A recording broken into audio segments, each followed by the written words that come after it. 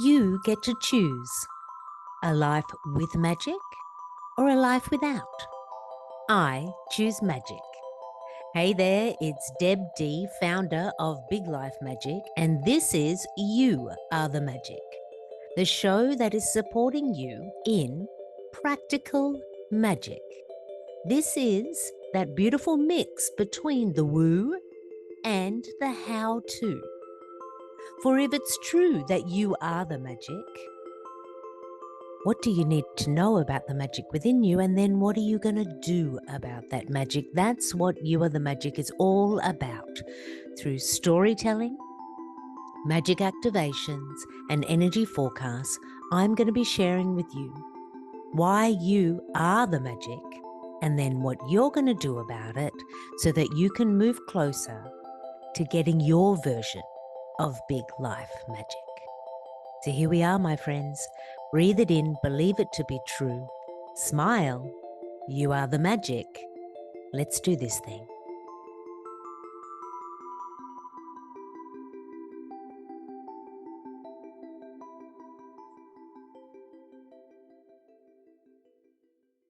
My magic maker friends, here we are again, tapping into our magic with You Are the Magic. And today we are going to be tapping in with one of my favorite people in the world. So one of the ways that You Are the Magic is expanding, because this is what happens when you work your magic, it tends to expand.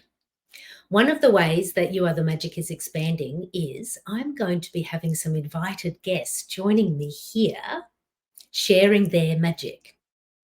And what I've decided to do is to identify the women in my life or the women in the world who maybe I haven't met yet in future episodes, who I identify as, and I would probably hope and imagine that they identify in this way too, as women who are in a big life and making some magic happen. And I'm inviting them to come and share that, in the hopes that this can be inspiration for us all and to kind of get my magical playmates here with me, expanding this ongoing storytelling and conversation we're having about anchoring into our magic. So today we are going to have our very first Wonder Woman come and join me. I'm absolutely delighted to tell you that our very first guest of You Are the Magic is my friend Hayley, officially Dr. Hayley Linthwaite. Now let me tell you, Hayley and I connected more than 30 years ago when we were both in a theatre training as a part of our Bachelor of Arts in Queensland, Australia. It's the first year of our university degree, and there's a lot of people studying theatre, and you're trying to figure out who's who literally in the school. And I remember this day where we were in a tutorial, and there was like maybe 30 of us in the tutorial, but the tutor put us into smaller groups of like 4 or 5. And it was the first time I got anywhere close to Hayley in our big cohort of like over 100 people. And we're working through something, we're making some drama theatre happen. I can't actually remember what the activity is, but I remember I was the scribe. And I'm writing the notes for our small group and the theatre that we're making. And someone mentioned something about a heart. And rather than write Heart, I drew a heart. And Hayley immediately noticed. She was like, oh, I see what you've done there. And made me look up, notice Hayley in a new way. And in that moment, I was like, oh, you're my people. You see the world in the same way that I do. I think we're going to be friends. And that's exactly what happened, my friends. Yes, indeed. Hayley and I have been making magic and working with creative projects all across the world, from our humble beginnings as university students in the early 90s in Brisbane, Australia. We've now worked all the way across the world on many creative projects. We've made a lot of magic together, and she is the first woman who is meeting me here on the stage for You Are the Magic. So let's bring her up, my creative companion and good friend, Hayley. Hello. Oh, so beautiful to be here with you, Deb. Thank you. Yeah. What a delight that we continue to play in all of these amazing ways. Completely. Yeah. So, Hayley, there's going to be a question I'm going to ask every woman who is in their big life and making some magic happen. I'm just going to ask you to share, what is the magic that you create? Oh, I love that question. And there's so many ways in which I perceive that I create magic, but perhaps it's the method that I'd like to share with you, which is that I believe in the potency of a moment. So it's just as you shared that moment of ours when we connected many years ago, but that in the moment, the potency is the potential between what is and what could be.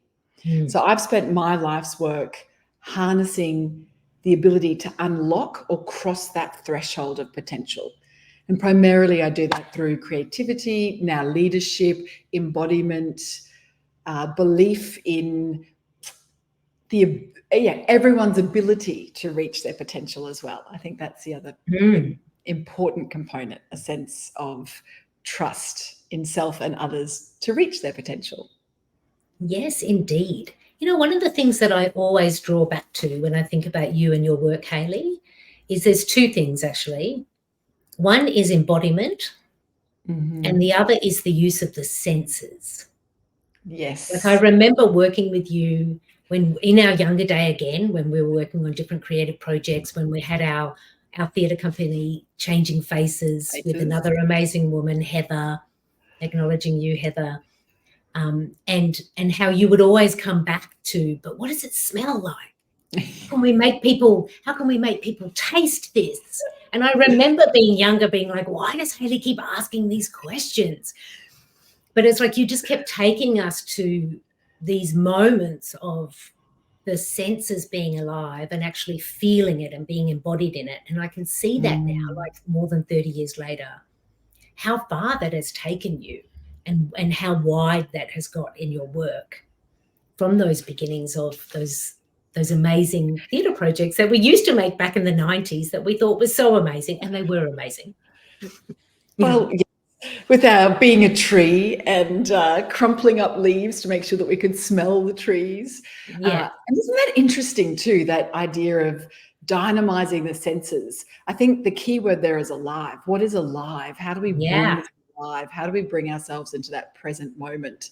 And that then reminds me of one of the most potent compliments that we have in our creative relationship is your attention to then the detail of the narrative, the story. How is this coming to life? What is this story? And where are we going? What journey are we taking the audience on? Yeah. So, and that's just a little glimpse into the kind of magic that we make. But my friends, we are in our Earth season. So all season long, we've been connecting to, what does Earth mean to me as a magic maker? I'm an earthbound spiritual being. What's the Earth element? Doing, helping, supporting.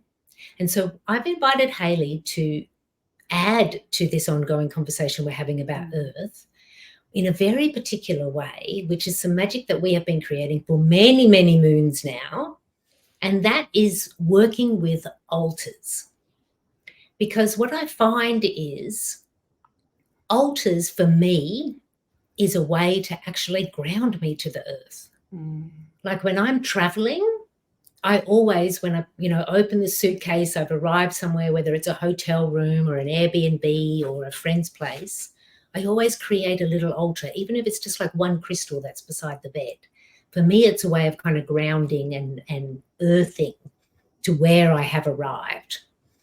But Hayley, I'm going to throw it to you now. It's like you and I have been playing and exploring altars for so long, but today, how would you describe or introduce altars? So to me, an altar is something that is both an ability to manifest magic. So it does hold a sacred or ephemeral component. But the thing that I love about the way that we've created altars is that they are incredibly concrete, as you just described. It could literally be a crystal. Yeah. And I think that something that came alive in the way that we started to create altars together is that they become like an installation art piece. So they start somewhere. The journey is obviously around what is the function of this altar going to be for? So it might be, as you just said, traveling somewhere and I just want to ground myself, or it could be that I want to manifest something that's going to be into the future. And how are we going to do that, and what is represented within that altar? So the other thing I love about the installation art pieces is that altars can happen anywhere. They're not limited to a specific space. They are in nature. So we can have a beautiful, and immediately comes to mind, Deb, the rock with the Embolipitia team. Big shout out to those humans in Sri Lanka. When we first launched the Imagine a Day project, on their altar, they took us to a sacred environmental altar. Or they can be things that we create in a moment, or that they evolve over days. And I know that we're going to talk more about the construction of altars, but what an altar is also a journey of entering an altar and exiting an altar, and something that we can carry with us beyond that. So really they're a big thing and a little thing and a nothing. They're like a paradox, aren't they? Yeah. And I think what I'm hoping that people are hearing and come with us on this journey, which is the altars are alive and they can grow and change. Whereas a lot of the magic makers who I work with, when I bring altar work into, whether we're working with the moon or whether we're working with intuition, whatever it may be, if altar work comes in, I always get asked the question of, like, I don't know how to make one, because there's something in the mind of, there's a certain way that altars are, like they're in the church or they're in the temple, like they're owned by someone else. So there's that. And then the other question that I get often with magic makers who work with me is, okay, so if I built it, what am I supposed to do with it? Like, do I sit there? Am I supposed to pray there? Like, there's an awkwardness around the altar. So, like, I wanted to invite you, Hayley, into this conversation for all of the magic makers listening, because our experience of altars has been creative and fun and dynamic, and some of them have lasted for days. Some of them have been huge pivotal moments in our lives. Some of them have just been for fun. So just kind of to really open up this earth magic of altars, so that by the end of this conversation, my hope is that, the magic makers listening feel like, not only can I do this, but I actually want to. I want to make an altar. That's what I'm hoping. So, Hayley, let's go now to, what's your first memory of altars with you and me? Where did it all begin?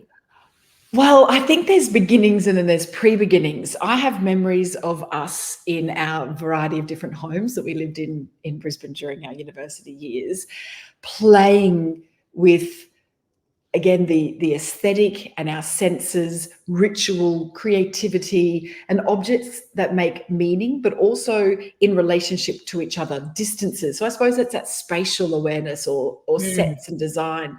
So there was a meaning-making process that was ignited when we were at university. But our first official stepping into the world of, we're now going to create an altar that manifests something beyond us and together means something more than just the objects themselves. So the sum of the parts became much greater than our installation or creation of those, was Melbourne. So you had moved to Melbourne and I had come to visit you. I remember missing you and desperately wanting to visit, and we were able to make that happen. And I think you had a new deck of cards, again, storyteller. There was something that you were bringing into this journey, and we went, let's do this, let's create this. So there was a spark of an idea, and then we began to go, well, get curious, the inquiry, what needs to be in this altar? What is going to make this altar a manifestation of magic for us? Can you remember that altar? Yeah, I do remember it. We created it in my bedroom, and I do remember the deck of cards, and it was like, what I think supported us, Hayley, was that we had some structure around what it was that we were doing, because there was invitation through the cards to build an altar. And we built the altar because we wanted to manifest things in our lives. Like, we were 25 and we had a lot of big dreams, baby. And we were so going to make them happen. And a lot of those we have, I have to say. Yes. Yes. You know, and a whole heap of other stuff happened that we didn't expect. Let me say that too. That's magic. That's magic as well. But yeah, I think it supported us because we had this purpose, and we had kind of like a set of instructions because of the book. I remember the book that was, you know, like, put this here, add this, and this is how you're going to work towards your manifestation. And like, we were following this process, and we went to certain parts in Melbourne to get the ingredients or the artifacts that we needed. So we built it over like 3 or 4 days. Yes. Like, I remember that. And I think what I'd like to kind of invite now, Hayley, is like, what's possible for the people watching and listening if you and I become the instruction book? Oh, lovely provocation. Yeah, like, to support people, because like I was saying, like, the magic makers I work with, they're like, I know I want one. Like, I like this idea, but I don't know how to do it. And then what am I supposed to do with it? So let's begin with, like, if you were going to create an altar, where would you begin, Hayley? Well, could I offer an invitation? Because I keep noticing it, especially with the earth quality and the energy that you've brought in, is I invite everyone to just place their feet shoulder width apart and slightly bend their knees. So anchoring in to thinking about what it is that they would like to create in their altar, or the purpose of their altar, is just to make sure that we're loose in our body and open to receive. So the first step would be to physically ground and connect to breath, and either imagine what, you know, like that, there's that beautiful instance in relationship to the Imagine a Day project, where before we can create change, we must first imagine change. So I think one of the really early steps needs to be the imagining of the purpose of the altar. And they could span that spectrum of emotions, from healing to believing, to dreaming, to maybe just acknowledging, to, you know, an invitation. Or there's something that you want to call into your life, or there's something that you're wanting to add. Like, you're making me think about, like, the most recent altar that I have built is here in my office space. I actually have more than one altar in this office space, but it's the most recent one that I've built. And the intention behind it was, I wanted to begin a new rhythm of when I wake up in the morning, because I wake early. I wake about 5 in the morning, and my normal rhythm was to drink the water, because that's good for you, brew the coffee, and then go outside and listen to the birds and watch the sun wake up in the sky and journal. And that's been my, you know, rhythm for a really long time.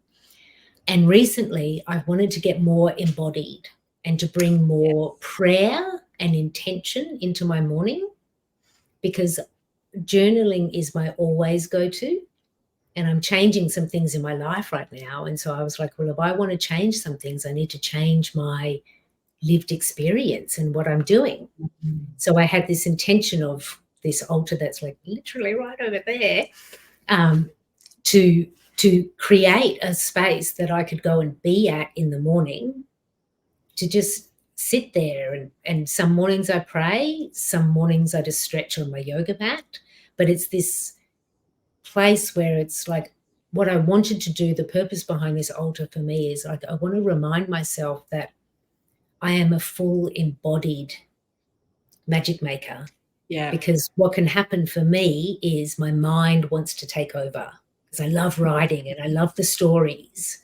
And I just keep getting this message in my magic of, like, it's actually happening a bit lower. Like, bring the energy down. So that's where I grounded into. What's the intention behind the altar? Like, what are you building it for? Yes, I love that. So from imagination then into intention. That's beautiful, Deb. And then what would be the next step? So we've imagined what we're wanting to create an altar for. We've dropped in an intention. You then created your altar. What were some of the steps? How did you begin to create I'll tell you, this was interesting, because I decided I was going to create this new morning altar. And then it actually took me about 4 mornings to create it. I didn't rush it because I did want to be intentional around what do I actually need? Because it was like, because it's set up like at the base of my yoga mat. So it was like, what do I want to be looking at first thing in the morning? What do I want to inspire me? What do I want to be like the reflection as if I was looking in the mirror? Like I didn't want to just go around my office and go, I like that crystal. Let me get that picture. It wasn't that process at all. And for the first couple of days, there were a couple of items there that I knew I wanted there. And then in those couple of days, there was a couple of things which I actually took away. I was like, actually, you're not a part of the altar. And then when I got to the 4th day, it was like there was the intentional items that were placed there. And I was like, now it feels balanced. Now it feels like this is the intention that I want, which is around beginning my mornings anchoring into, I'm a magic maker.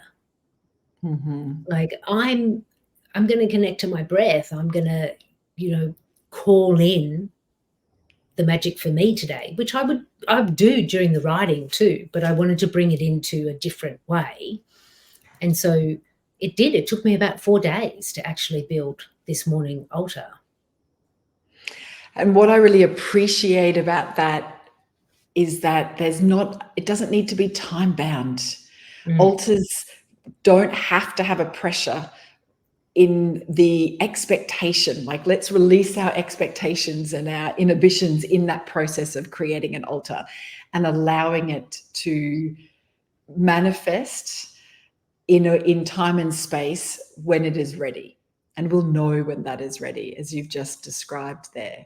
Yeah. And so I recall that, over those 4 days, not that I recall those 4 days, I'll finish my sentence in a moment, but my question to you is now, from those 4 days, do you have a set timeline for your altar, or will it what's the journey of the altar now?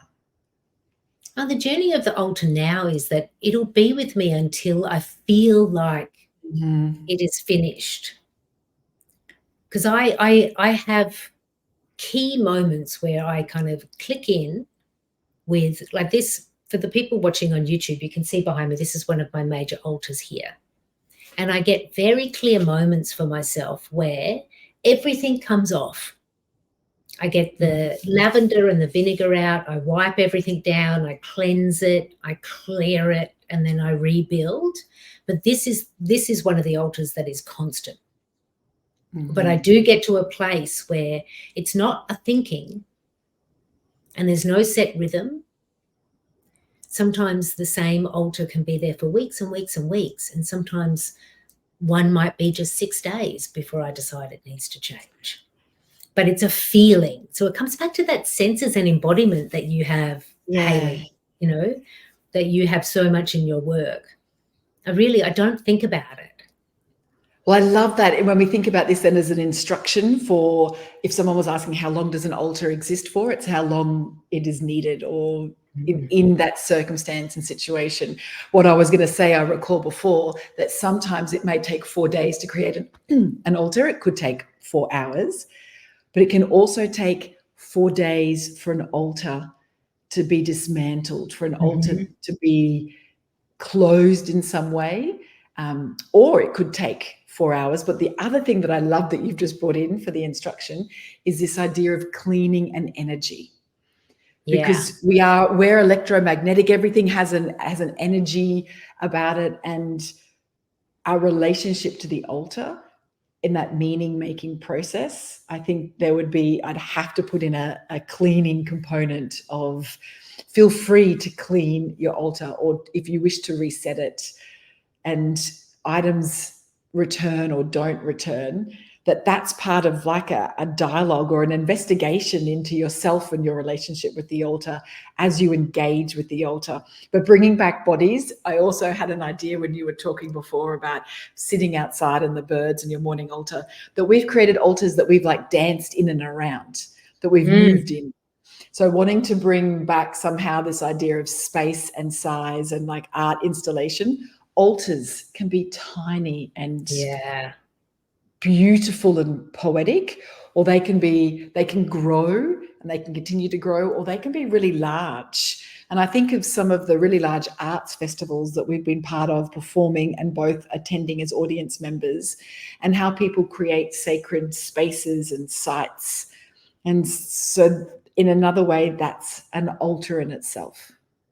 Yeah, because it's this designated space where there's an intention behind it, and you get to be with that space to inform your senses, to inform your thinking, your feeling, like what's channeling through you. Because I also get asked this question like, okay, so once I've got an altar, what am I going to do with it?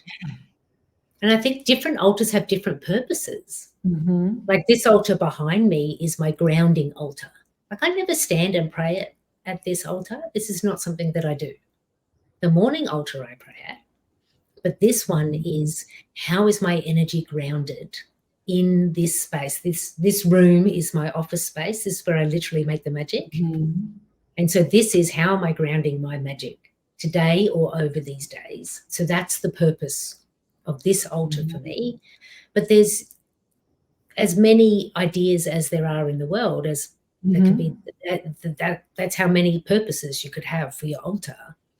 Because it goes back to like, what's that intention? What are you wanting to bring into your life, or what's releasing from your life, or what time are you in? Are you acknowledging a period of your life? I could go on and on, really, with all of the different ways that you can bring altar into your life. Yeah. I was going to ask you about, or take you to some of the other altars that you've created and that we've created together, that back to that, the ritual of space. So what are the first altars that I really recall as that dynamic and how we are informed by that altar was Sage's naming ceremony. So that was at a beach. Can you recall the process of how you created that altar? Yeah, so my son Sage, when he had his first birthday, I held a ceremony for him, which was Sage's naming ceremony, and it was down by the water. And in where the sand meets the grass, facing the water in this park, I created on the ground, using like big bits of like twigs and branches, I created a big, big tree. And I had the godparents and certain members of my family standing at different branches. And I had Sage on my hip as a little 1-year-old. And the ceremony, I walked through the tree, and each time I got to a different branch, it was acknowledging that person in Sage's life, and people were, a part of this ritual. And we also had interactive art where my sister Elizabeth had painted a tree on a big canvas, and there were leaves that people could write a blessing to Sage that then they stuck on the tree wherever they wanted. So there was like interactive art as well as this kind of like art installation, but it was the sense of that altar for me was wanting to gift my son Sage with, you are grounded, you are rooted to this earth, and you have so many branches of support. Like that was my intention behind that. And I wanted everyone who came, who was invited, to feel like they could actually be in the tree with Sage, not just watching it from a distance, but actually be able to walk into the tree, to be with him, to feel like you could go and sit on a branch too. That was my intention behind that altar. And you certainly created that. And I love that invitations within altars to invite friends into your altars, or invite friends into the story of your altars. Some of my most favorite altars are the ones that we've created together because of that storytelling, the yes, and this goes here, and we're able to see something from a different perspective, or a complementing perspective, or hold attention of two different perspectives, but the reasons why they need to be there, or could be there, or what they could represent, back to the potential of a moment. Yeah. And the 360 of some of the altars that we've created, like I have memories of like walking around and through some of the altars that we've created, and there's definitely some altars that are like potent in my memory. And I just want to go there now. There's a special altar that I want to like explore, because for me, this altar was a marker of the past, the present, and the future. And we created it over time. And it was created in your home in Brisbane, Australia. And at this point in time, weeks before, like mere weeks before, Sage had surrendered his life. His heart had stopped and he'd gone back up to spirit unexpectedly. And Hayley's husband, Rob, bless you, Rob, love you so much. Rob gifted me and Sage and our whole family and community by literally making Sage's coffin, like working the wood. It's an amazing gift. I still get blown away by it. And so underneath Hayley's house in the garage, this coffin was being made. And over a weekend, Hayley and I spent time upstairs creating an altar in your living space. And so, Hayley, what do you remember about that altar? Well, first of all, you have a piece of that altar behind you right now. So the Imagine a Day book became part of that altar. And interestingly, I'll start with the end. That altar that then launched another one of our most potent creative projects. So the creative, But when I think about some of the elements of that altar that still stay with me today, yes, is the enormity of the emotions that we were. There's a phrase that in my current practice with the 360 Emergence that we use is see, sense, feel. So we allowed ourselves time to see, sense, and feel each moment, and also all of the moments in time. It was inconceivable to think about moving forward without Sage, but at the same time, we were. And the elements that really stand out to me about that altar were earth. So we knew by this stage we'd had the memorial. So Sage was now going to be buried, and Sage, would be leaving us in this plane. And so we had plants and we had orchids and earth elements that represented that groundedness, but also beauty and stability. And now that we've just talked about the tree, the full cycle of that journey, it grew. I remember as the light in the house changed from sunrise into sunset, then back into the next day, elements within that grew because we'd add candles, or we would, and suddenly shadows. And then we started to look at what directions do we want this altar to grow into. But I also remember that a part of the coffin was the calico wrapping, and the shard, the inside in which Sage was going to be wrapped in. So it was wrapped like a rose, and it sat there. So we were blessing elements of the coffin within that altar. And I remember people visiting Deb. Everyone who came over, we invited into this altar to have a conversation with, or there were tiny little elements, like you had a sage keyring. And there was the sage key. I'm actually getting goosebumps talking about this, was how it was placed on the ground. And there was the fans. So this love of creativity and nature, and of course, because Sage was going to be the famous inventor, of course, bringing in elements of Sage's attention to how we perceived at the time he would construct, or what he would need as part of his crossing. So in that unlocking the potential, it was also a threshold for Sage as much as it was a threshold for us. And now that I talk about it out loud, I think because both Rob and Damien, who were working on the coffin downstairs, were in their making their altar, in essence, their own manifestation of a very sacred object, we were not anchoring, we were holding them up. So in a sense, we were our grounding component downstairs working with the wood, and we were the levity. There was a levity to the altar to set both us free, anyone who was involved, a freedom as well as an expression and expansion of emotion, because it was a highly emotive experience. Yeah, and it helped us to channel some of that emotion through the creativity and having it literally grounded in the earth, because it was on the floor and it was up on the coffee table, and there was a part that was up on the wall, like it crawled across the floor. It was huge and beautiful, and we built it over a couple of days. But I also remember about that altar, like the absolute importance of what it was acknowledging for what had happened, where we were. But as you mentioned, the Imagine a Day book was also placed on the altar, because it was when you and I had the first spark of all of this emotion and all of this intensity that's happening. We're going to take it further into our creativity, and we don't know exactly what it's going to look like, but we want to manifest a project called the Imagine a Day project. You gave Sage the Imagine a Day book as a gift in his living years. And it was the first time that I remember having something anchored in an altar that was my future, but it sat in that beautiful kind of floating space of manifestation where I'm just going to put an offer out to the universe and we'll see what comes back.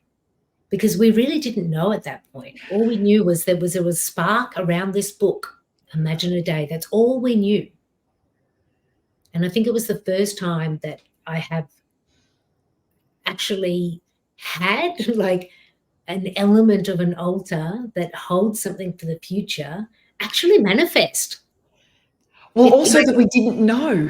Like, it wasn't an altar that we designed for a hope or for a specific. It really was connected to that moment in time, and we weren't aware of the life that was going to continue beyond, if that made sense. Like, we didn't go, right, this is how we want it to look, or because we prior to this being ambitious and highly creative, we have had ideas and intentions, but you're right, that was a spark, or that was something that was, I would nearly say, describe as that purely magical flow that was unlocked. Yeah. Because then what occurred, I don't think either of us could have even dreamt up. That's where life is much bigger than any of our imaginations. And like Hayley, like in future seasons, you have to come back and we'll have a whole episode on the Imagine a Day project, because that in itself is some manifested magic on so many layers and so many corners of the world. And so rather than do it in injustice in wrapping it up in a couple of sentences, we're going to put that space into the future, where you'll come back in a future season and we'll talk about the magic that was literally, that began with that altar, and then it really did. It really did. It was one of the most amazing things that we have done to date. We've still got many, many moons to go. But I want to go now to Hayley, like, more than 30 years we've been the creative companions, and you and I have watched each other. Our stories have changed and we've grown and we've explored so many different parts of ourselves and our creativity and our practice. Share now where you are now in magic, and how altars turn up for you now. Wow. Okay. So where am I now in my magic? This is a beautiful question. One of the first things that come to mind, because we've been talking about this embodiment, I kind of just want to spin everything again, is that I've been working with something I could probably describe as experiential altars. So one of the gifts of COVID is I met this company called the 360 Emergence, and I started dancing with them online here in Australia. I would get up at 2:30 in the morning and they would hold dance sessions, vitamin dance movement as medicine online for people around the world. And this was my first experience of stepping into a space of free-form movement. So yes, we have our creative backgrounds and we have theatre training. I even have circus and aerial training and dance training, which is specifically choreographic, and you learn a skill and a technique and you move on to the next one, and the creativity is then how you put them together. Whereas the free-form dance, I think, is self-explanatory in the word freeing. It is just freeing. It is a moment in which you respond. You have no idea what's going to happen next, either within your body or the music, but you move through and you allow emotions to come through. So just as our altars have held those emotional qualities, I would say that I'm now moving into how do I create experiential altars for humans. We do within our dance spaces, and we've danced in some beautiful spaces around the world now, and they continue to hold beautiful spaces in which people can dance within. They have altars nearly as a portal. And so these altars are sacred to the experience or the whole intention, and people can move through those and step over a threshold, literally into the portal, and let go of something and call in and what it is that they're gonna take forward. So that's one way that I've been working with altars. Another way, when we think about that embodiment piece, I've been starting to look at, yes, we have our external altars, and I will always take altars with me. So two of my little favorite pieces that I travel with, Deb, a little skull and an angel here, because for me they bring in the light and the dark and the paradox and the polarity, but also the internal altar of ourselves, our mind, the way that we think, choosing how we think, catching ourselves, how do we sleep, how are we eating, how are we nourishing ourselves internally in terms of our body as an altar, as well as creating these beautiful altars that reflect back to us. So the embodiment piece is within, and then of course we've got how we adorn ourselves. So the way that we dress, or the tattoos that we have, what it is that we think about ourselves, and how we wish to express that to the world. So often it's about how do we dress to feel special, and I invite people into the movement sessions to wear clothes that make them feel special. So that, again, that feeling back to our very first conversation, it's about how we feel as well as the way that we're thinking and that we're moving within the world. So I'm not sure if I really answers your question, but yeah. But it, like your work in embodiment and senses and this moment, like the bringing it down to the moments of the before and the after and the change and the portal, like that's what you're sharing here, is that full expansion of this work over 30 years that has come now back to the person, like it being like you are, like inside you there's altars and temples and magic, like that's also what I believe. You are the magic, literally, like it's in you. Yes. And how we turn up for ourselves and how we can move through that. And yeah, and I think I love that reflection back, because I at the moment work predominantly in a very corporate context, from coaching to facilitation, from individuals to teams to large groups to full organizational transformations. When we think about bringing it back into ourselves, we over-index, or we can over-index in that very cerebral, rational, cognitive capacity. And the embodiment helps us unlock that and bring ourselves into that moment, because what's alive in us right now is that transmission. That's what's going to impact others, who we work with, who we love, our friends, our family, what it is that we want to do in the world.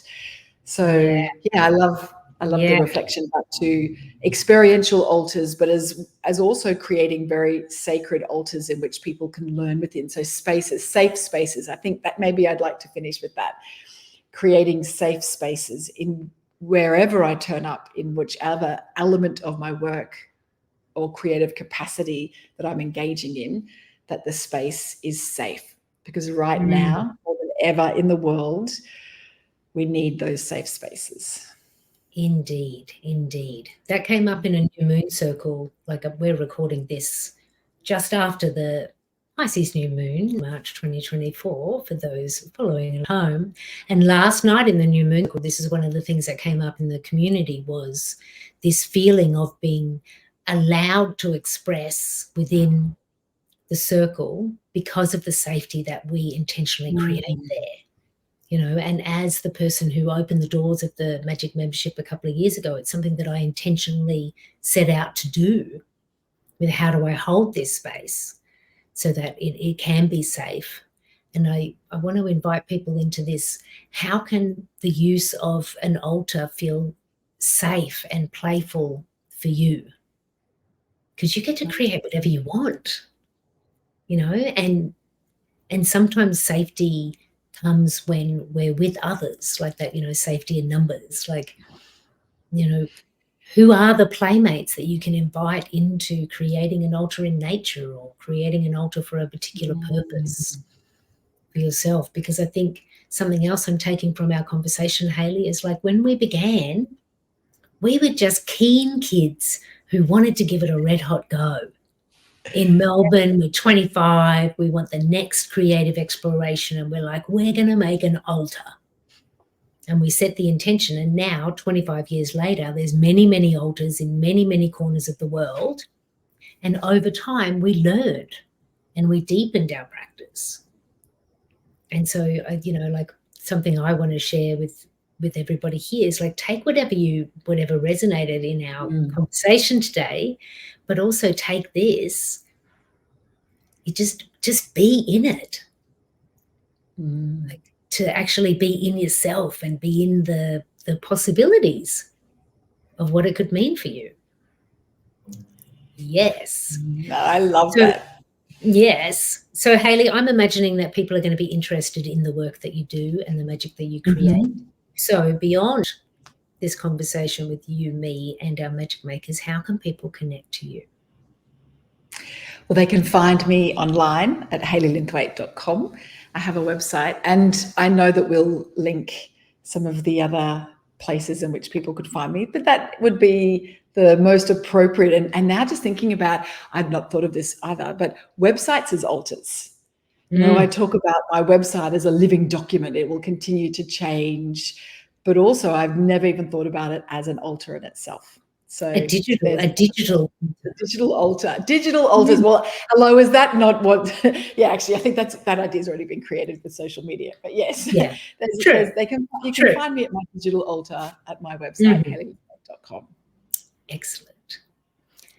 So, Hayley, every episode of You Are the Magic is dedicated, and as the first guest, you are going to set a new tradition where I don't dedicate the episode. You, my friend, get to dedicate this episode to whatever or whoever you wish. Deb, thank you for that invitation. I'd like to bring in a triad. Can I dedicate this to 3 people? Because the first person that dropped in as I was talking today is my mother-in-law, Claudia. And I'd really like to dedicate to her because she is such an incredible magic maker. And being part of all of our journey, because she's been part of my life for many, many years now, but especially in the altar. She really dropped in when we were talking about the altar. So I'd like to dedicate it to her. And then continuing in this theme of maternal altars, the next thing that dropped into my mind as we were talking is my own mother. So my mother has been creating altars all my life, but we've just never called it that. We've never even shared that language. But she creates altars of photographs. My mum has all these altars of us. Like, so as we just visited her again a few nights ago, they live a couple of hours away from me here in Brisbane. And one of the things that I now love, didn't at the time, perhaps as I was growing up, because I might cringe and go, ooh, as a teenager, but I now love looking at these photographs over time. So I'd like to dedicate this to my mum. And the third person who I feel very moved to dedicate this to is to you. Aww. I love you so much. I thank you for all that you do in the world, for all that you are, but also all that you mean to me, and that we have weathered and stormed and created and reflected, and we're going to continue to create. But just this opportunity, and I really wanted to recognize the sacredness of you and I, but what you mean to me. I love you. I adore you. Thank you. I receive.